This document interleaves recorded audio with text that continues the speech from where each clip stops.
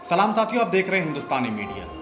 अभी यूक्रेन से एक बहुत ही बुरी खबर आ रही है, जिसे जानने के बाद कहीं ना कहीं हिंदुस्तान में अब लोगों को जंग का डर महसूस हो रहा है कि किस तरह से भारत के एक स्टूडेंट को यूक्रेन में गोली लग गई है, और वो भी रसिया की पुलिस के द्वारा। माना जा रहा है कि रशियन पुलिस के द्वारा उन्हें गोली लगी है। नवीन, जो कि कर्नाटक के रहने वाले थे, और उस गोलीबारी में उनकी मौत हो गई है। ये बेहद ही दुखदायक खबर है। पहले से ही भारत के कई सारे बच्चे वहाँ फंसे हुए हैं, हजारों की तादाद में यूक्रेन में लोग फंसे हुए हैं। कीव में हमला हो रहा है। इस बीच जो नवीन की मौत हुई है, ये कहीं ना कहीं बेहद डरावनी खबर है। इसके बाद से ही भारत में जो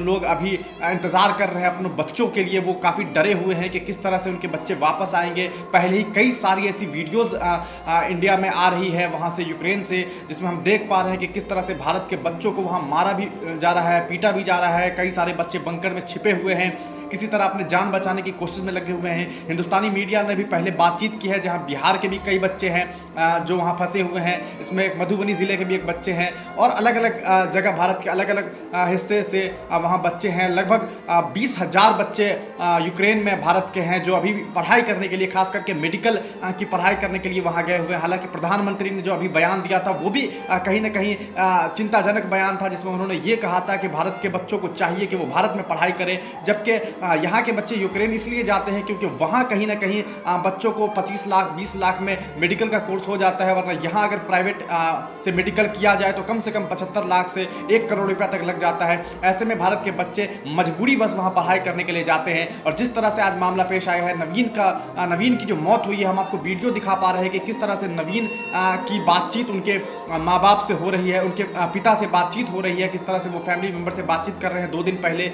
ये वीडियो देखने के बाद आप अंदाज़ा लगा सकते हैं कि किस तरह से वो फंसा हुआ था। माना जा रहा है कि नवीन अपने कुछ दोस्तों के साथ वहाँ खड़ा था एक स्टोर के पास, उसे कुछ सामान लेना था, लेकिन इत्तेफाक ऐसा हुआ कि उसी वक्त गोलीबारी हुई, और उस गोलीबारी में उनकी मौत हो गई है।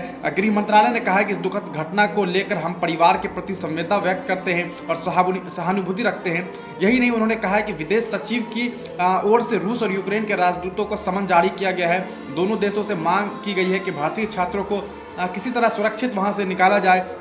लेकिन सिर्फ बातचीत हो पा रही है, कहीं ना कहीं जो मामलात आ रहे हैं, कहीं ना कहीं जो वीडियोस आ रही है, वो ये बता रही है कि भारत की जो एम्बेसी है वो कहीं ना कहीं तमाम बच्चों को मदद नहीं कर पा रही है, मदद नहीं पहुंचा पा रही है। इंडियन एम्बेसी फ़ोन नहीं उठा रही है।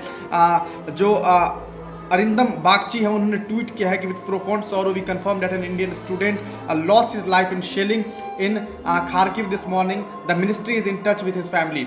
जो भारत की होम मिनिस्ट्री है, उसके जो प्रवक्ता है, उन्होंने भी ट्वीट किया है। ये मामला खार्किव का है, यूक्रेन में जहां ये मामला हुआ है। हम आपको वीडियो दिखा पा रहे हैं कि किस तरह से इस खबर को जानने के बाद जो नवीन के रिलेटिव्स हैं, उनके कैसे हालात हो गए हैं, किस तरह से वो दिखाई पड़ रहे हैं कि फ़ोन पर वो बातचीत कर रहे हैं। कहीं ना कहीं उनके चेहरे बता रहे हैं कि कितनी मायूसी है, और कैसे न मायूस हो इंसान के पूरे देश में आज लोग चिंता में हैं कि किस तरह से हमारे बेटे, हमारे बच्चों को उत्तर प्रदेश, चाहे वो उत्तर प्रदेश के हो, चाहे वो कहीं के भी हो, भारत के किसी भी हिस्से के हो, उन्हें किस तरह से वापस लाया जाए। लेकिन अफसोस की बात यह है कि नवीन की मौत के बाद लोग घबराए हुए हैं, लोग परेशान हैं। अब देखना यह है कि किस तरह से जो भारत सरकार है वो और बच्चों को लेकर के आती है, और ज़रूरी यह है कि जल्द से जल्द भारत के बच्चों को वापस लाया जा सके, क्योंकि हालात बिगड़ते जा रहे हैं। और इस तरह हम देख पा रहे हैं कि किस तरह अभी भारत के अंदर भी इस जंग का कहीं ना कहीं असर दिखाई देने लगा है। हम तमाम लोग ये चाहेंगे कि कम से कम प्रधानमंत्री, चाहे होम मिनिस्टर हमारे मुल्क के, ये लोग यूक्रेन और रसिया के राजदूतों से बातचीत करें, और वहाँ जो हमारे भारत के छात्र हैं उन्हें वापस लाया जा सके। ये बेहद अफसोसजनक खबर है कि देश के प्रधानमंत्री जो रसिया के दोस्ती की बात करते हैं, रसिया से दोस्ती की बात करते हैं, मगर उसी रसियन पुलिस के द्वारा भारत के ही एक बच्चे को मार दिया गया है। हम आपको वो वीडियो नहीं दिखा सकते हैं, कितना भयावह वो वीडियो है, जब उस स्टोर पे बमबारी भी हो रही है, गोली चल रही है। हम आपसे गुजारिश करते हैं कि अगर आपके आसपास में कोई बच्चा है जो यूक्रेन में फंसा हुआ है, तो आप भी उनसे बातचीत कीजिए, उनसे कहिए कि किसी तरह वो अपनी जान बचाने की कोशिश करें। और भारत एम्बेसी से हमारी गुजारिश यही होगी कि जल्द से जल्द भारत के बच्चों को यहाँ इंडिया सेफ लाया जा सके। ಬಂಕರಿಗೆ ಅಲ್ಲ ದೊಡ್ಡದು ಏನೋ ಫ್ಲಾಗ್ ಇತ್ತಪ್ಪ ಅಂದ್ರೆ ಬಿಲ್ಡಿಂಗ್ ಮೇಲೆ ನೀವು ಫ್ಲಾಗ್ ಹಾಕ್ರಿ. ಬಿಲ್ಡಿಂಗ್ ನೀವೇನು ಇದೀರಲ್ಲ ಅದ್ರ ಹೊರಗಡೆ ಶೋ ಮಾಡ್ರಿ ನೀವು ಫ್ಲಾಗ್. ಹಾ ಅವ್ರು ಅದನ್ನ ಹೇಳಿದ್ರು ಮಿನಿಸ್ಟರ್ ಎಷ್ಟು ಸಾಧ್ಯ ಆಗುತ್ತೆ ನಮ್ಮ ಫ್ಲಾಗ್ ಹಿಡ್ಕೊಂಡು ಬಂದು ಹೇಳಿದ್ರಿ ಅಂತರಿಗೆ. ಹಾ ಅದನ್ನ ಮರಿಬಾರ್ದು. ನಿಮ್ಗೆ ಡೈರೆಕ್ಟ್ ಕಾಂಟ್ಯಾಕ್ಟ್ ಅದ.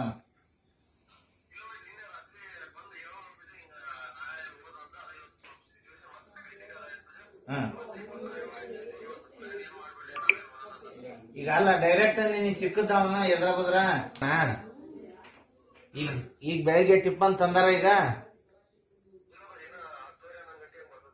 10 11 ಯಾರು ತರ್ತಾರ? ಹೌದಾ? ಈಗ ಬಂಕರ್ನಾಗ ಎಷ್ಟ್ ಜನ ಅದ್ರಿ ಪದಿ ಈಗ ಇಂಡಿಯಾದಾರ? 7% ಹೋಗ್ಯಾರ ಅಲ್ಲಿಂದ. ನಿಮ್ದು ಯಾಕೆ ಇದಾತ? ನೀವು ಬರೋದ್ ಯಾಕೆ ಇದಾತ?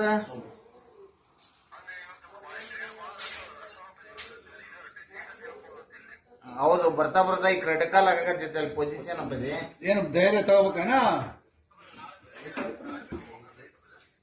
ಹೋದ್ ಒಟ್ಟು ಮೆಸೇಜ್ ಕೊಡ್ಕಂತಾರ, ನಮ್ಗೆ ಇದನ್ ಮಾಡಕ್ ಆವಾಗಲ್ಲ. ಈಗ ಎಲ್ಲಾರ ಅದ ಇದ್ರಾಗದಾರ ಅಲ್ಲೇ